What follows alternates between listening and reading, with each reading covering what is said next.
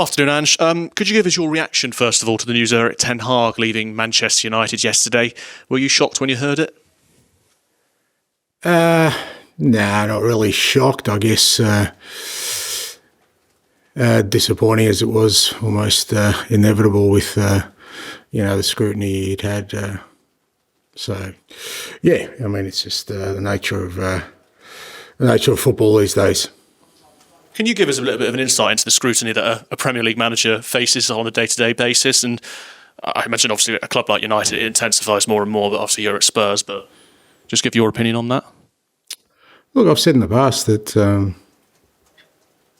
it's becoming more and more difficult, I guess, to do the role in kind of any sort of processed way.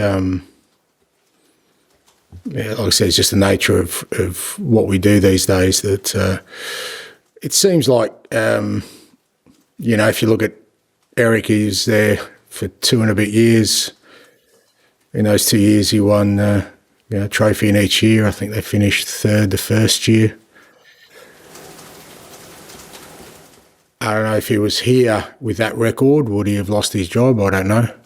Would he be under the same scrutiny? I don't know. Because everyone tells me all I have to do is win a trophy. But I've got a feeling it'd be the same because I think, people want to, I think just the nature of the world today, you've got to, as a manager, you've got to hit a sweet spot where you have success, you play football everyone likes, you get every signing right, and in that moment you seem to get some sort of validation. Anything other than that seems to be, for some clubs, they win trophies, but they want football. Others want football, but then changes they want trophies. So it is a difficult task, and but I think what you've seen in the past, I'm sure Erik will bounce back from it because he's a good manager, he's a top manager, and you've seen it with other managers, and I'm sure his career will continue to go on strongly. You raised a good point. There's a lot of variables, involved in a job as a manager or a head coach, as they're called these days. Do you think that sometimes there is too much onus on head coaches and managers in terms of all those things that you were talking about? Well, I mean, I don't think there's too much. It's just that we're obviously the public face of it, and you have to, when you are, you have to take that responsibility. It's just like I said. It's just, I think you need to kind of have a clear idea, I guess, if you are in this position, as we are as managers, of what we're trying to achieve, because, we're the ones that inevitably have to answer these questions. So, about progress and where we're at and what our aims and ambitions are. So, I guess it's easier when that's aligned, with the overall objective of the club. But if that keeps shifting, then it becomes really difficult to kind of figure out, what the outcomes are supposed to be. What we do know is that any process that, you want an outcome of continued sort of opportunity for success, because that's the only thing you can kind of try and achieve. You can't guarantee success. There's no such thing. It doesn't matter who you are. But what you try and achieve as a club, I think, is the opportunity for success on a regular basis. That process takes time. And just focusing now on the short term, you obviously will be hoping for a reaction after the Palace result over the weekend. Have you seen a bit of a reaction on the training ground the last day or so? Oh, I don't think it's about a reaction. I think, it's fairly sort of understandable that the players and everyone was disappointed with the way things went for us at Palace, both performance and obviously outcome.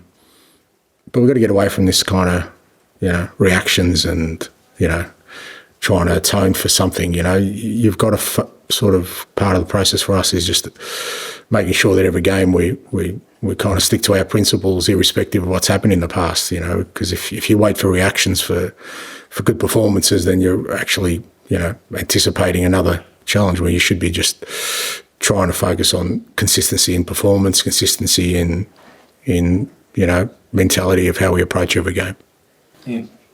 Hi, Ange, how are you? Good, mate. Just going back to Ten Hag and the whole thing about managers, does job security ever worry you when you're in a job, or is it when you're in a job, you just want to do your job, play good football, win trophies?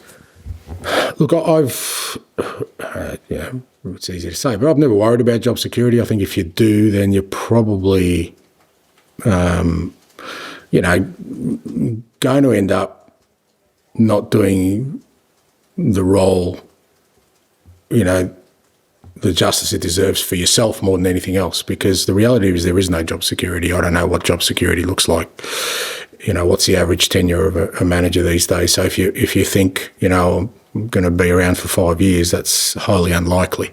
So, if you worry about those things, then I think you end up, like I said, chasing your tail a little bit, trying to, and probably making decisions for the wrong reasons. I've always, as I said before, I understand I won't be here forever, but I work as if I will be, and I'll make decisions that I think will get us to being a successful football club. And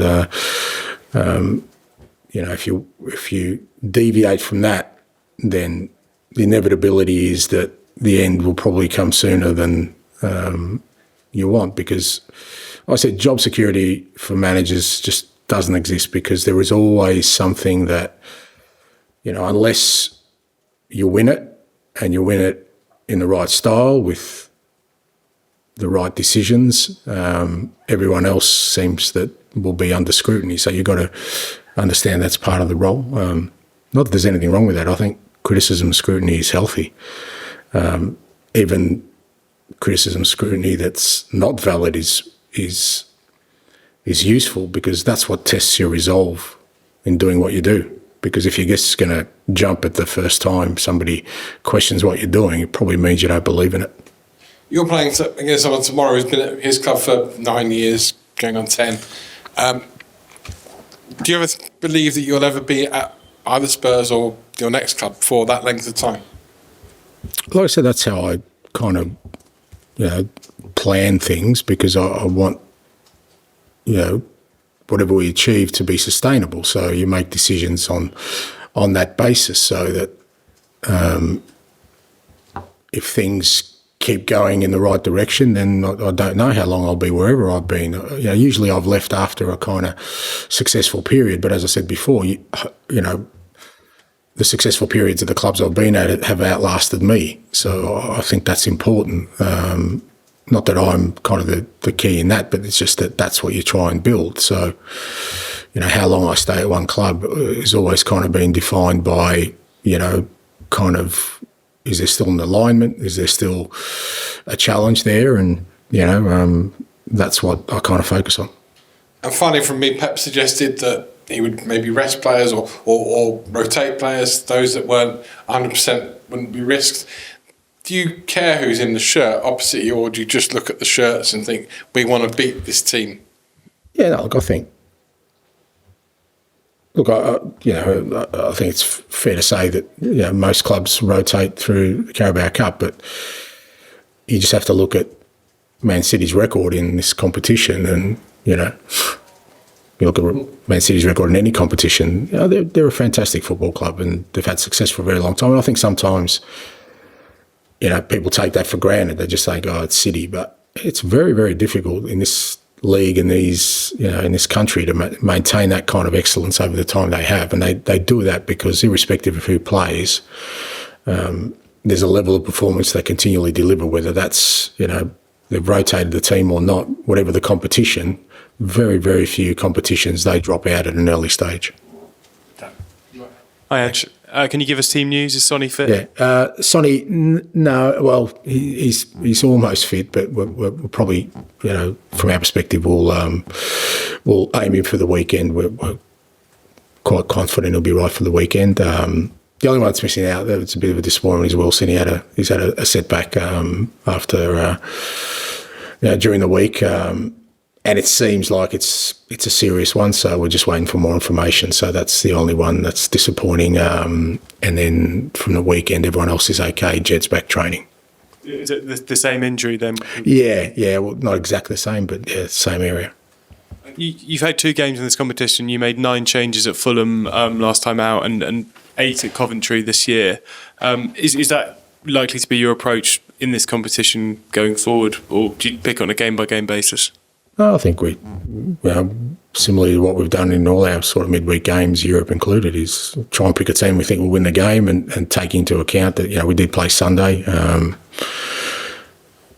Obviously City played on Saturday, so, we've got to sort of make sure that our players, the ones we put out there tomorrow, are able to compete physically with what's going to be across the other side of the pitch for us. So, I'll select the team as I have, like I said recently. The good thing for us is that just about the whole squad's had regular football or some kind of football. So, that means that whatever changes we make tonight, the players coming in are at a good physical level. Thanks. Rob, please. Hi, Ange. Just ask you about Dane Kulusevski. He said this season he's seen a growth in his maturity on and off the pitch. How much of a change and growth have you seen in terms of his leadership qualities over the past 16 months since you've been at the club? Yeah, look, I think Decky's growing, but I think that's kind of where we are as a group. I think a lot of them are kind of growing, and they're growing through experiences. And I think even for Decky, the weekend was another sort of growth period, because I think, he obviously got hurt pretty early and wasn't happy with it. And I think in many respects he lost a bit of his composure after that. And that's another growth for him, to understand that that's part of it as well. You need to focus your energies on helping the team on the day rather than sort of being personally aggrieved. But that's where we are as a group, and I think that's where we get our growth, by going through experiences like we did on the weekend with a lot of the players, and them going through that and understanding how to deal with it better next time. But Decky's been fantastic for us this year in terms of both his output, but also his attitude, his mentality, and I think there's more to come. Jay, please. Hi, Ange. Just one from me. I think there's been a rising trend this season of teams coming from behind in Premier League games to win. Saw it with Brentford at the weekend. Just wanted to know if you thought there was a particular reason behind that. No, not really, mate. I think I've never gone for trends in football that last a couple of months. Trends in football last a lot longer than that. And I think, it's the nature of a little bit of the Premier League, I think, that, most teams tend not to sit on kind of results. There seems to be in the Premier League a propensity for teams to keep, playing right until the end in terms of getting a result, and, you see quick turnarounds within that. So, but yeah, I mean, I think a trend in football needs to last longer than a couple of months. Okay, we'll finish with George, please. Hi, and Richarlison's obviously fit again now. Do you sort of see him as an option going into this game on the left, or is you seeing him more as a centre forward with Dom and they're sort of competing? No, I think Richie obviously played a lot of his football on the left. He's definitely an option there for us. He's an option through the middle as well. So, look, again, he's getting, some good match minutes now. So hopefully, with the next couple of weeks, we've still got a good game schedule where, like I said, he's only just getting his season started. So the more we can expose him without sort of overburdening him in these early stages, I think he'll be able to contribute even more. And the Man City game last season at home sort of got overshadowed, but you went with Pape Sarr as kind of the false nine. Was that just kind of because you was without Richie, I think at the time, injured, or was that more to kind of counter what City do? I don't think we had a striker available, mate, if I remember correctly. So, Pape won't be a false nine tomorrow, mate. Is that something, though, potentially, like, throughout the season you could... Oh, look, I think with the way we play, whether it's Dom or it's Richie or, we've played Sonny through there, we kind of try to play with sort of our fixed position there, and but it depends on the opposition and what they do, and obviously City will pose some different challenges this week than we had in sort of the last game. So within that context, it's just about adjusting sort of some of our play for that. And obviously, I know you want to win every game, but I think some fans would probably look at this 7-day week, and some of them would see this Man City game, even though it's the fourth round of the Carabao Cup, as the biggest one of the week. Do you get any kind of sense from staff, players, that no one or any of them don't realise the significance of this fixture on tomorrow night? Look, I've said on countless occasions, I'm not a supporter of the club. I'm the manager of this football club, and I'd hate to think that any supporter of this football club thinks that I try harder in one game more than another. Supporters can feel what they like, which is the most important game.